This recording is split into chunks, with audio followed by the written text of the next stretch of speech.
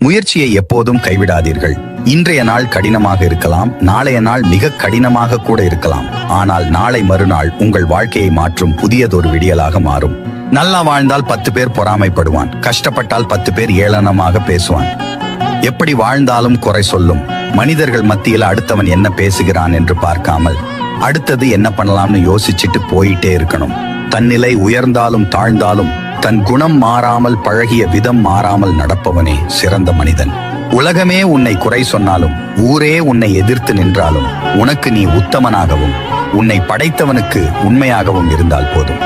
எவனுக்கும் பயந்தோ படிந்தோ போக வேண்டிய அவசியமில்லை. உறவுகளிடம் பேச வைப்பதும் பணம், உறவுகளிடம் பேச விடாமல் விலகி வைப்பதும் பணம், உறவுகளை தீர்மானிப்பதும் பணம். ஆறுதல் என்பது உன் காயத்திற்கு தற்காலிக தீர்வு, மாறுதல் என்பது உன் காயத்திற்கு நிரந்தர தீர்வு. எப்பொழுதும் ஆறுதல் தேடாதே, மாறுதல் தேடு.